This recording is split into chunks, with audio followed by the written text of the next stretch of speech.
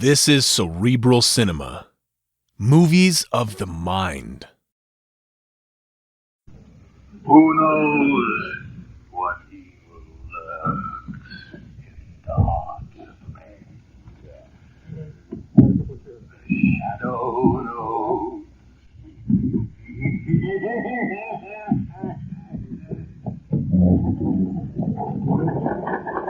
Blue Coal presents The Shadow, the man of mystery who strikes terror into the hearts of shopsters, lawbreakers, and criminals.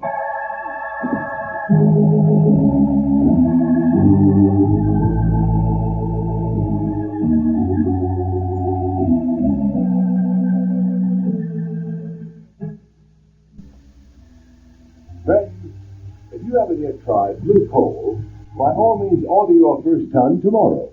You'll like this excellent Pennsylvania hard coal. It's America's finest anthracite and can be depended upon to keep your home comfortable and healthfully warm all winter long.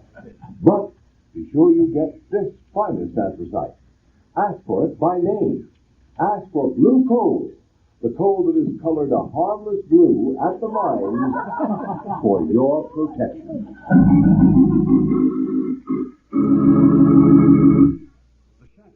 Is in reality Lamont Cranston, wealthy young man about town. Years ago, in the Orient, Cranston learned a strange and mysterious secret. The hypnotic power to cloud men's minds so they cannot see him. Cranston's friend and companion, the lovely Margot Lane, is the only person who knows to whom the voice of the invisible shadow belongs. Tonight's episode, Murder by the Dead.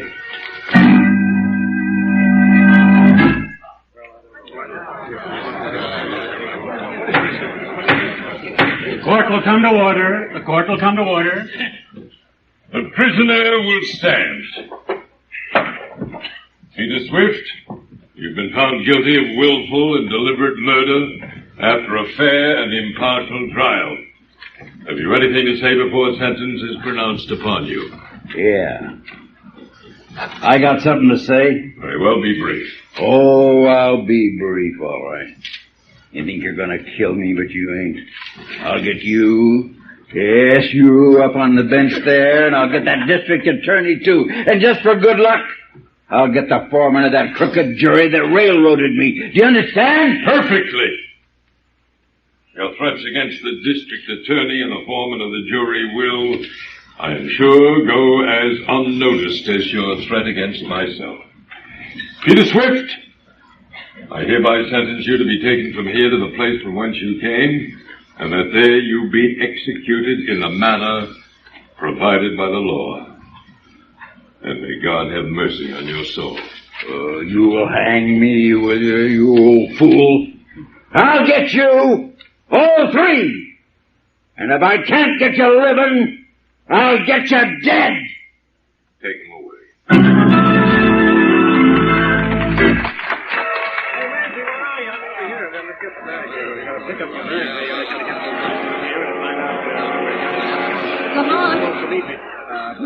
Cranston, it's good to have you back in America again. Margot, I cabled you that I was coming at once, just as soon as I got that frantic message from you. What's it all about? Lamont, the district attorney Stowe was murdered last week. Yes, I know. I saw it in the papers. I cabled you because I was afraid. Afraid? You? What's the matter? Spooks? Well, I'm trying to believe it isn't. Oh, darling, you're talking nonsense. I only hope I am. Lamont, it was District Attorney Stowe who prosecuted that murder of Peter Swift 6 months ago. Yes, I remember. The chap who threatened to come back and get Stowe and Judge Clive and the foreman of the jury. You haven't forgotten who the foreman of the jury was, have you? Oh, by George. It was your father, wasn't it, Margot? Your father is the third on the list to die. Yes, now do you understand? Oh, but my dearest girl, you surely don't intend to suggest that... Well, I mean, Peter Swift was hanged. All I know is that 3 men were threatened, and one of them is dead. A coincidence, of course. Well, perhaps.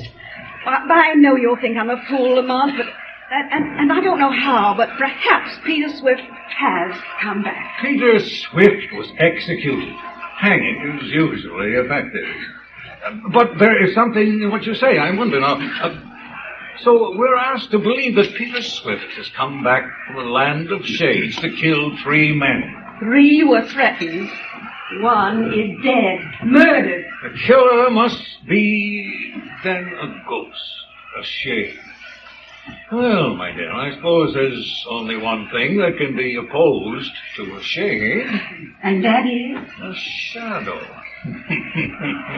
My dear Margot, a shadow.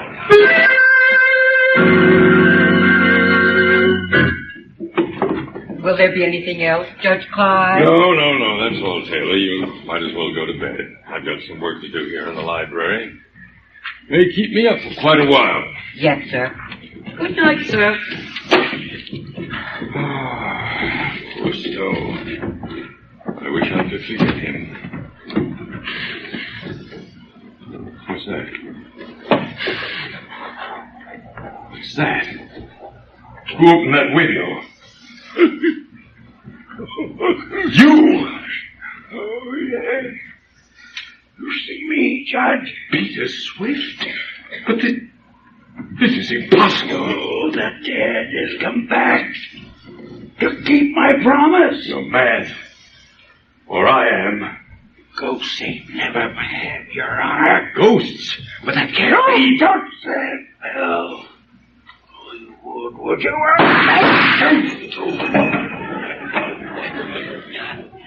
That's 2 of them. 1 more to go.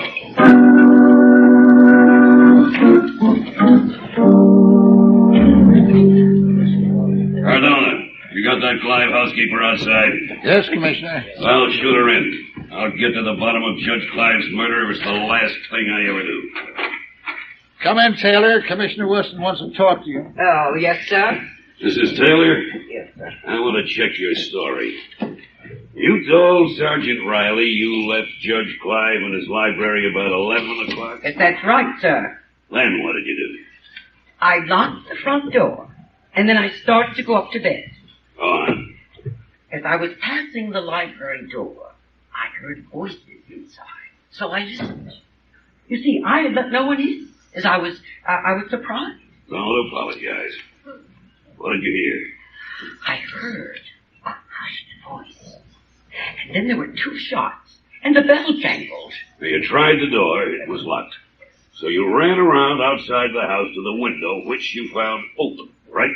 That's right, sir. What kind of a voice was it you heard? Well, it was a kind of a hoarse, whispering voice. I couldn't make out what it said. I see. All right, Mrs. Taylor, that'll be all for the present. Oh, yes, sir. Commissioner Weston. Yeah. You think the shadow murdered Judge Clive? I don't know. Commissioner Weston speaking. You. So, you recognize my voice, Commissioner. I'm flattered. I wish I could get my hands on you. Get your hands on my shadow.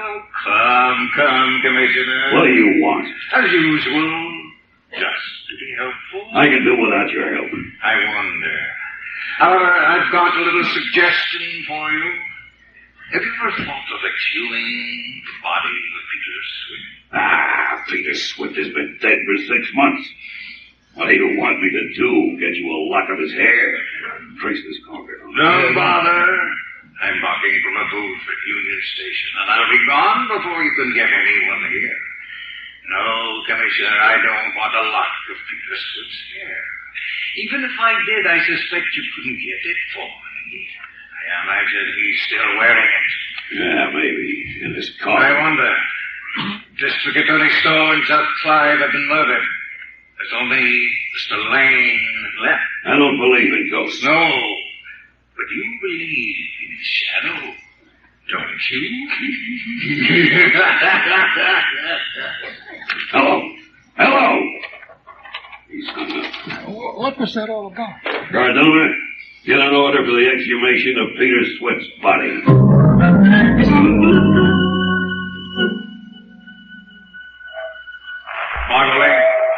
Stand by for orders. The police are on the right track, but they may be too late. Go to the warden of State Prison. Pose as a newspaper reporter. Find out what disposition was made of Peter Swift's body following his execution. Hurry. Every second counts.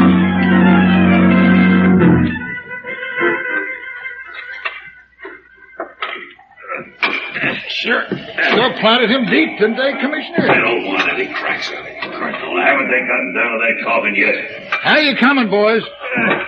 Just hit the coffin, sir. We'll have it out soon now. Well, snap into it and get the ropes on. I don't care much about this job, Colonel. The digging of murderers in the middle of the night isn't my style. I'll have to take charge, sir. I know, mindful. But this is more or less of a personal matter between myself and that fiend who calls himself the Shadow. Get on those ropes. All right, boys. Pull those ropes. All right, hold that rope short. We don't want it slipping back on us. Now pull. Here she comes, sir. All right. Get busy with those screwdrivers and get the lid off. It's just nailed on, Commissioner. Then pry it off. Okay. That does it. She's open, Commissioner. Well, let me look. Now we'll know. What's this? Looks to me like bricks. The coffin's filled with bricks. But where's the body? Where's Peter Swift? Ask the Shadow. Shadow, no.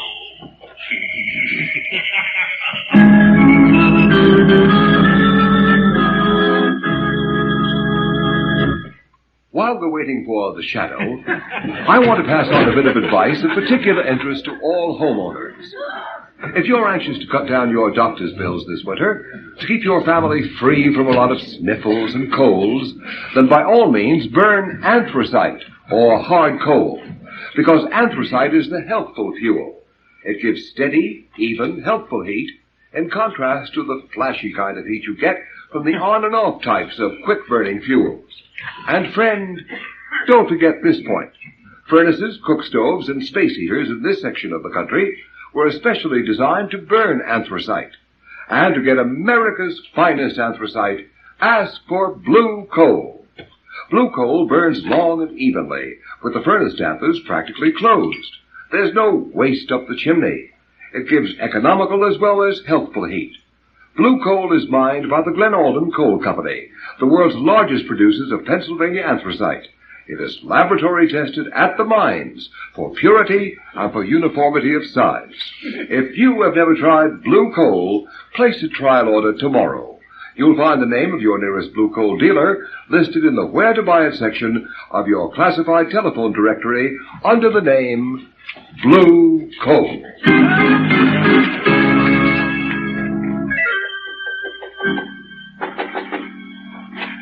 Oh, Lamont. Thank heavens you're back. Well, come in, Margaret. Lamont, I was right about Peter Swift. I was right. Yes, I know you were. I found out from another source. My darling, you're trembling. What's the matter? Oh, I'm all right. I've just come from the prison now. I guess all that talk about bodies and executions has unnerved me a little. Well, That's all. I'm terribly sorry I had to ask you to do it, but time is so short, and I had to be somewhere else. Oh, I understand. No, calm down, and tell me just what happened from the beginning. Well, I went to see the warden, said I was a newspaper reporter, as you told me to, and asked him what happened to the bodies of executed men. Yes? Well, he told me if the relatives don't claim the body, it's turned over to the State Medical College. So I asked him about Peter Swift. Go on. The warden said that according to the record, Peter Swift's family called for his remains. However, he said as long as I was interested, he'd send for the guard at the south gate. He'd know all about it. Pretty soon, the guard came up from the warden's office. Come in. You want to see me, Warden? Come in, Sloan. This is Miss Lane. She's a newspaper reporter. Oh, pleased to meet you, miss. She wants to ask you about the removal of bodies. Oh, I can tell you about every stick that's left here in the past 15 years. Well, you see, I just wanted to ask... The first one I ever saw was Grimes. He was strung up for murdering his mother with an axe. Well, ma'am, when they come for him, they... Just a minute, Sloan. There's one in particular Miss Lane is interested in. Swift. Oh, Peter Swift, huh? That's right.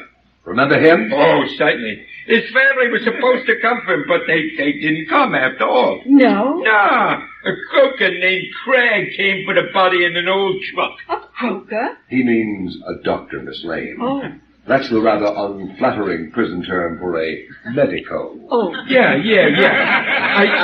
I reckon this croaker Craig had bought the body. Anyways, he took it away quick. He was in a great hurry, too. The stiff wasn't even cold yet.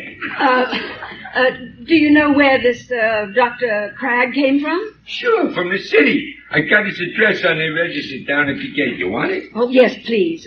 Thank you very much, Sloan. A doctor named Cragg, Margot? Do you have his address? Yes, here it is. Oh, thank you. Now, listen, Margot, I've got to go out now. Lamont, I'm going with you. No, you're not. You're going home to be sure that your father doesn't leave the house until this thing is cleared up. I don't think it'll be for long, but I don't want to take chances on his safety. But where are you going? Shadow is going to pay a visit to a certain Dr. Cragg.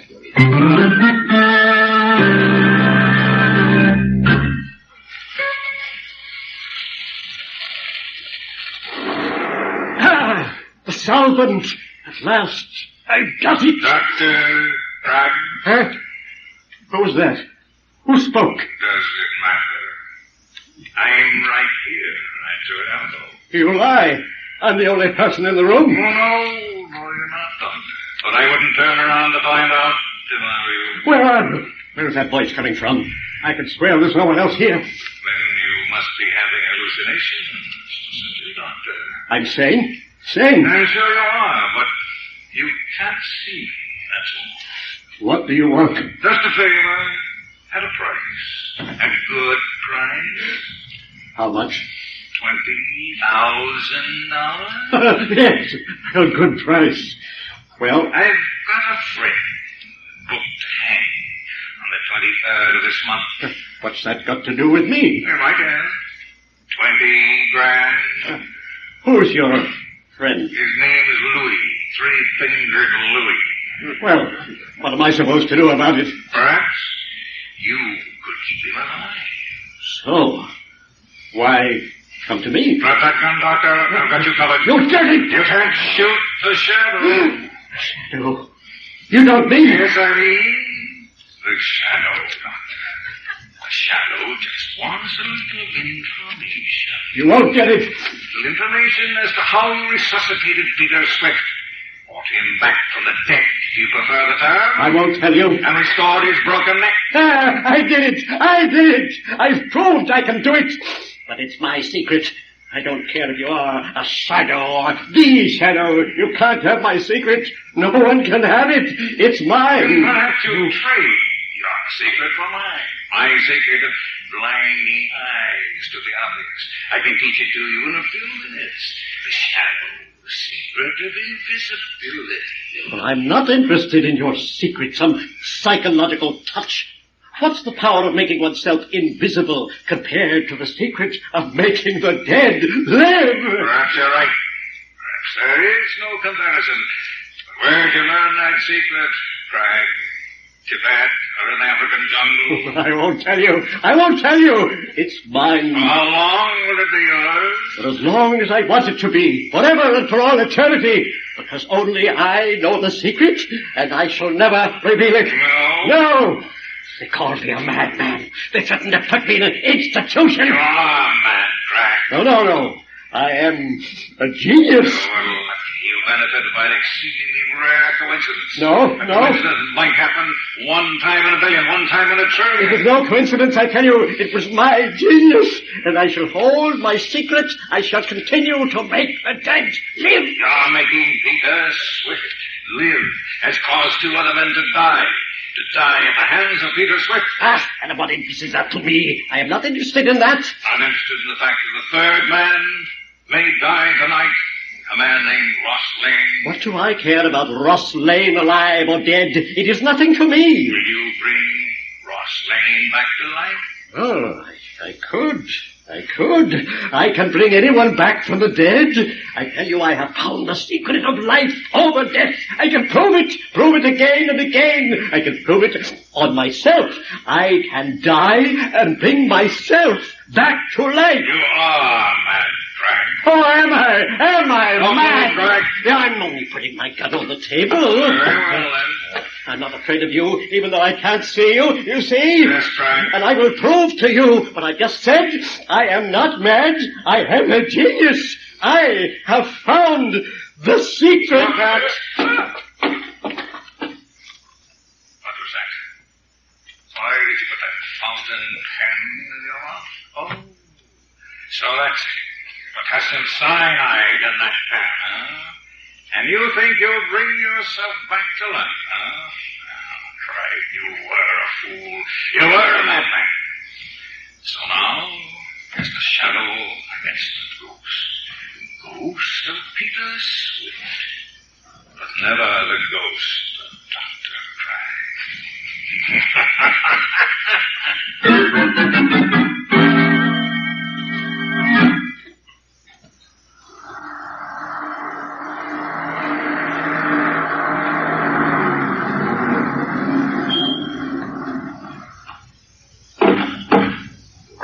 That you, Jenkins?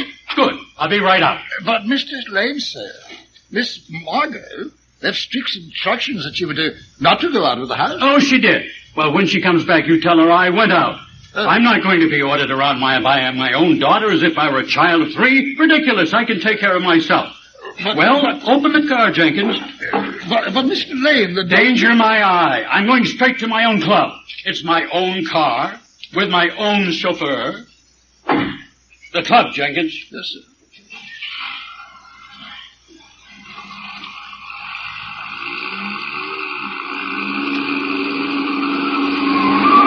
Jenkins, be careful. You turned that corner on 2 wheels. Remember, I have a weak heart. Drive carefully. Jenkins, did you hear me? Jenkins, what's the matter with you? Stop the car this instant. Jenkins, why, you're not Jenkins. For me. Why, you're Peter Swift. I don't care who you are. Stop this car. Let me out.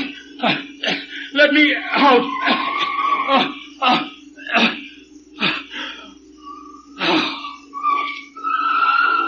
Fool.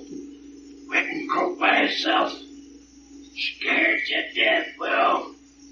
Save me the trouble. I wouldn't be too sure of that, Peter Swift. What's that? Ross Lane is unharmed. He's only thinking. He has a weak heart. Who's that? Where are you? Don't tell me you didn't know you had a shadow as a passenger too, Peter. The shadow? Yes, the shadow. What are you going to do? I think you'd better stop the car, Peter, and then I'll see to the proper authorities get you again. And this time there will be no Dr. Kraft. Yeah. Well, this time they don't get me. No? Shadow or no shadow. I'm driving this car. And you don't dare touch me if you do. And when they get you, Peter, they'll take you up on that little platform and blindfold you. And then they'll put a noose around your neck. It'll be hard for them to find you. Your driving is positively reckless, Peter. I think the emergency brake is indicated.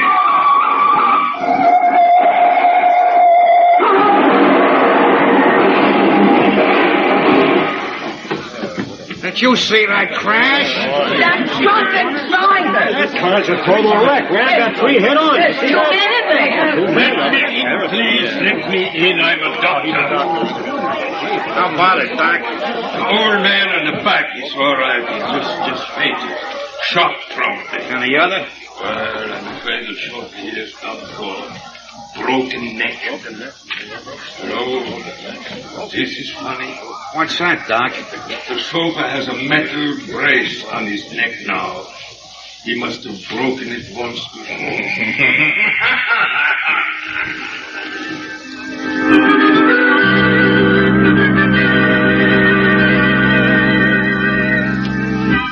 Well, there he is, Peter Swift. The only guy that ever died twice. Yeah, we're giving him a swell funeral, all right. I bet there's guys from every mob in town, right in this room. Only look natural.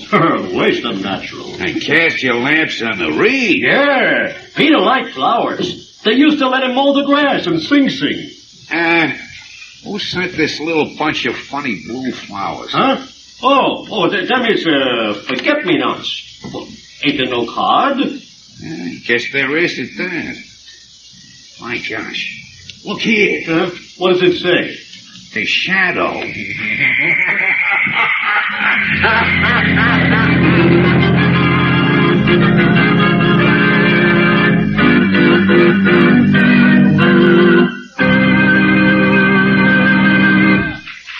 Ladies and gentlemen, before today's thrilling episode in the life of the Shadow comes to a close, we have an announcement that I'm sure will be of interest to everybody.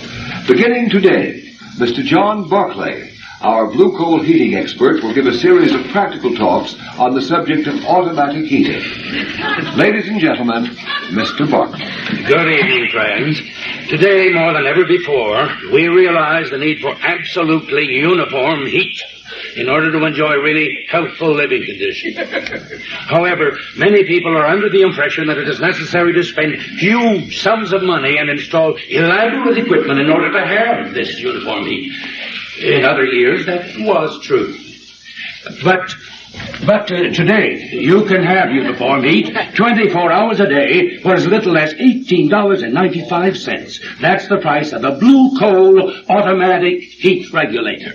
Is this a simple device which can be installed on any kind of heating equipment? Oh, yes. It works equally well. Hot air, hot water, steam or vapor, heating plants, even on space heaters, which you probably know of as the parlor stoves. Not only is the blue coal heat regulator so inexpensive that anyone can afford one, but its operation is simplicity itself. It consists of a thermostat located right upstairs, where it's always handy, or you can have it in your living room, your dining room, your kitchen, anywhere at all. This thermostat is then installed to connected to a silent motor located in the basement near the furnace. Is it easy to install? Why, yes. Yes, the installation of the blue coal heat regulator is such a simple matter that it requires but an hour or two. In fact, you don't even have to let the fire in your furnace go out. And the charge for installation is very low, averaging around $5. Why not drop in to see your nearest blue coal dealer and let him tell you more about this remarkable new heat regulator? You'll find he's the outstanding heating authority in your community. And take advantage of his John Barclay trained serviceman, who is qualified to give you expert counsel on any heating problem at no charge whatever. I thank you.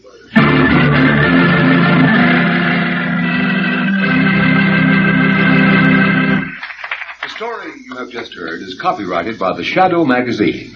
Any similarity to persons living or dead is purely coincidental. Weed of crime bears bitter fruit. Crime does not pay. The Shadow knows.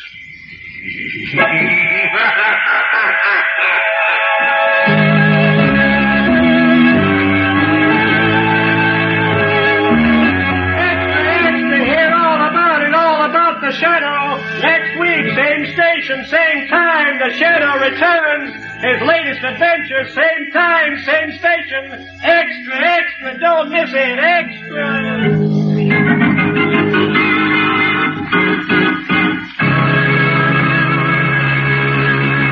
Our cast tonight has included Dwight Weist, Margot Stevenson, Parley Bear, Jackson Beck, Arnold Moss, Sidney Sloan, Trudy Warner, Arthur Anderson, Dick Osgood, John Nanovic, organist Rosa Rio, and Terry and Ken Ross on sound effects. Is there another name I should mention? And of course, Carl Weber as John Barclay. This is your announcer, Ken Roberts, who joins with the cast in extending our appreciation to the creator of The Shadow, Mr. Walter Gibson. Cerebral Cinema hopes you have enjoyed this movie of the mind.